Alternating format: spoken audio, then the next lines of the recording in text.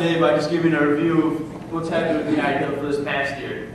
So for those of you who don't know, United2Heal, what we are, we're a student organization here on campus. We're a registered nonprofit of the state, but we're completely student-driven.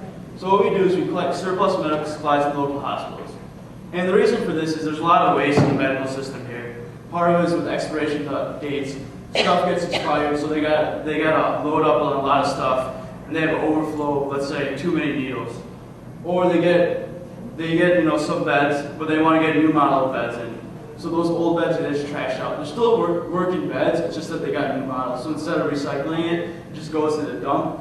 So this is both a medical and environmental mission. So medical in terms of that, in many developing countries, there's a lack of resources. Sometimes there's also a lack of doctors or nurses, but on top of that, there's also a lack of resources in some places with the doctors and nurses where they just don't have enough beds or enough needles or syringes.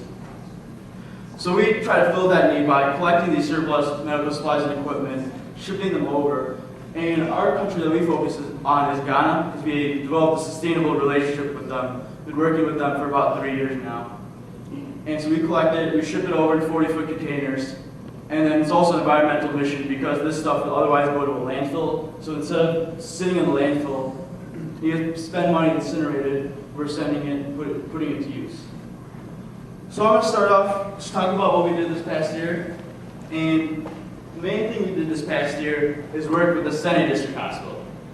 So the Sene District Hospital, it's in central Ghana. It's in a very rural region of Ghana. There's one doctor there for over 100,000 people. So to put that in perspective, that's over the campus population of MSU and U combined. Just having one doctor for all those people. And they were functioning out of a 22-bed hospital. And we worked with them before. When we had students go to Ghana before, in 2008, 2009, they brought along small shipments with them. And one of our members, Lloyd Carr, had developed a strong relationship with one of the doctors there through his research, Dr. Fosu. And through that relationship, we were talking about we want to send them 40-foot container supplies. And it turns out Dr. Fosu got funding to get a new 40-bed ward built last summer. So what we did is, this past summer, we sent them a 40-foot container. It contained 40 beds to furnish the ward, EKG machine, IV poles, just everything else to furnish the ward in the hospital. So first of all, to start this, we worked on this all of last year during the school year, getting this container ready. We actually got a lucky break last year when Dr. Fosu came to America for a USAID trip for a month. So we actually flew him here for the weekend. He came and spoke at our dinner. He actually was able to come to our warehouse and pick out the exact items he wanted for the container. You can see Dr. Fosu there, and we actually went around and put sticky notes on each individual bed he wanted. It was great. So then, he came and visited us, so we decided to go visit him in Ghana. So this was our second annual trip to Ghana this past summer. So we had 8 members travel to Ghana. And the purpose of this trip was basically to learn more about the healthcare system and culture. Because, we're focused on Ghana, and as students working with Ghana, we want to learn about Ghana. So we went there for a month. We stayed with families the whole time, visited hospitals, talked to doctors there, talked to nurses, see how things ran, just learned about the system. So when we came back here, we were working on containers into Ghana, we better understand the culture and just how the healthcare system there works. And also we visited a bunch of different charities, Echoing Hills. That's actually a home for the physically and mentally disabled run by a church. Actually, in our silent option today, we have some brooms that were made by residents from that home, a source of income for that home. And this is us at the Tom Lee Teaching Hospital. So we set a 40-foot container there in the spring of 2009. And when we went there, what we had done is we had marked U2H on our supplies to see, is this stuff being used? So we went to Tom Lee, and we wondered, are any of our supplies there? And that IV pole, there was a little U2H on the bottom of it. And there's other stuff, we saw boxes that, this is the box that had written my handwriting on it. So we noticed the stuff we sent actually being used. So that was a great experience for us. And we were able to talk to the doctor, see, what stuff was really helpful, what was not helpful. And we used that knowledge when shipping this next container when we shipped this past container to the Sene District in August. So the month we were in Ghana, we spent 1 week in the Sene District. And that picture on the left there is us with the new ward while it's still in construction. And that's one of the nurses up there, Damatilla, and another administrator up there. And then we actually spent a couple of days in the villages. So like I said, it's a very rural area. And since there's only one hospital, one doctor for this district, 100,000 people, they have these things called CHIPS compounds, which are basically clinics in the villages. And there's 5 of them for this district. So we split off into 2s. Each of us stayed with a CHIPS compound. There's 2 nurses at each CHIPS compound.